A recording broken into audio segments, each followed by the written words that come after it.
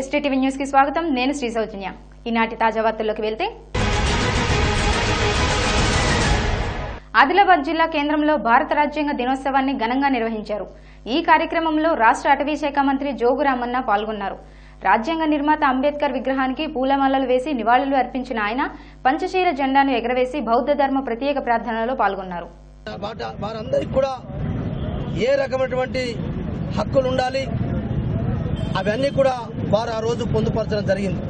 భారత రాజ్యాంగాన్ని రచించినటువంటి మహోన్నతమైన వ్యక్తిని ఎప్పుడూ పూజిస్తూ ప్రార్థిస్తూ వారి ఆశయాలను ఎప్పటికీ కూడా కొనసాగిద్దామని చెప్పి సందర్భంగా తెలియజేసుకుంటూ సెలవు తీసుకుంటాను. బలహీన వర్గాల ప్రజల అభివృద్ధి టీడీపీ ప్రభుత్వం లక్ష్యమని ఏపీ బీసీ సంక్షేమ శాఖ మంత్రి కొల్లు రవీంద్ర అన్నారు. కృష్ణా జిల్లా పోరంకి పట్టణంలో బీసీ సమైక్య కార్యాలయాన్ని మంత్రి ప్రారంభించారు. చేతి వృత్తులను అభివృద్ధి చేయడానికి ముఖ్యమంత్రి చంద్రబాబు అహర్నిశలు కృషి చేస్తున్నారని మంత్రి కొల్లు రవీంద్ర పేర్కొన్నారు. గతంలో ఈ ఫెడరేషన్స్ ని ఏర్పాటు చేసిన ఏ రోజు కూడా గత ప్రభుత్వంలో వాళ్ళకి పూర్తి స్థాయిలో కమిటీలను ఏర్పాటు చేయడం కానీ నిధులు కేటాయించడం కానీ అవి ఖర్చు చేయడం కానీ జరిగినటువంటి పరిస్థితి లేదు. గౌరవ ముఖ్యమంత్రి వర్యులు నారా చంద్రబాబు నాయుడు గారు మొట్టమొదటిసారి ఈరోజు దాదాపు 9 ఈ సమైక్యలకు సంబంధించినటువంటి కార్యవర్గాలను కూడా ఏర్పాటు చేసి నిధులు కూడా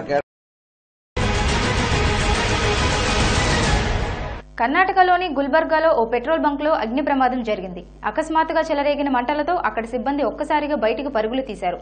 ఏం జరుగుతుందో తెలియక వాహనదారులు ఎక్కడికక్కడే వాహనాలు నిలిపివేశారు. కాసేపటికి అగ్నిమాపక సిబ్బంది అక్కడికి చేరుకుని మంటలను ఆర్పివేశారు.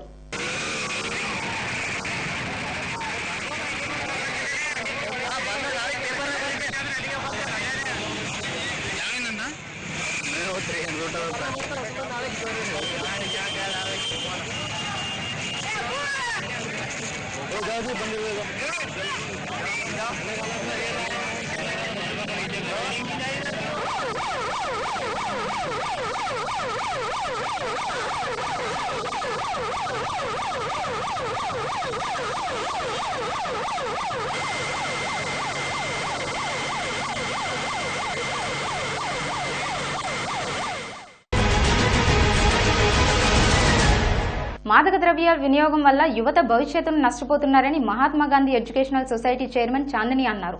మాదక ద్రవ్యాల విష సంస్కృతి హైదరాబాద్, విశాఖ నగరాల్లోని విద్యా సంస్థలకు విస్తరించిందని పేర్కొన్నారు. మాదక ద్రవ్యాల నష్టాల గురించి విద్యార్థులకు అవగాహన సదస్సులు ఏర్పాటు చేయాలని చాందిని చెప్పారు. ఈ సంస్థ MGES అని పిలువబడుతుంది. ఈ స్టేజ్ లో ఇది ఉండడానికి కారణం ఫజిల్ మొహమ్మద్ బషీర్ గారు ఈ సంస్థను స్థాపించారు, ముందుకు తీసుకెళ్తున్నారు. Mahatma Gandhi educational charitable society అని దీనికి నామకరణం కూడా చేయడం జరిగింది. 2009 నుంచి సక్సెస్ఫుల్లీ రన్ అవుతున్న ఈ ప్రోగ్రాం ఈ సంవత్సరం కొత్త ఇదితో ముందు.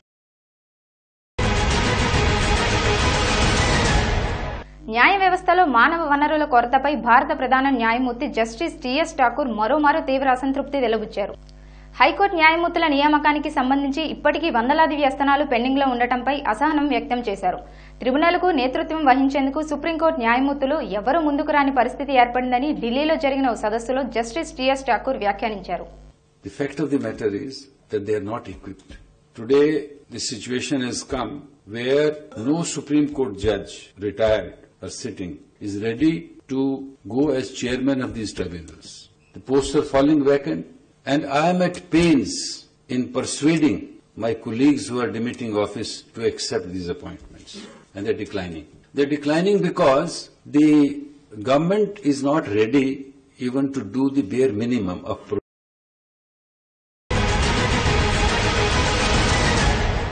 ప్రజల సమస్యలను స్వయంగా తెలుసుకుని పరిష్కరించేందుకే జనచైతన్య యాత్రలు నిర్వహిస్తున్నామని మంత్రి యనమల రామకృష్ణుడు తెలిపారు.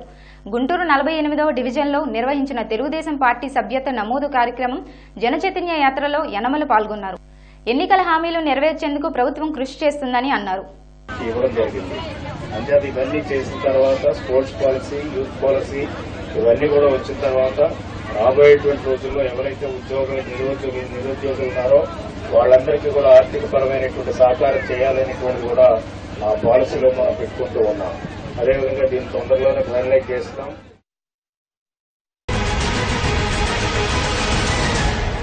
ఇవి ఇప్పటివరకున్న తాజా వార్తలు. మరిన్ని వార్తల కోసం చూస్తూనే ఉండండి STTV న్యూస్.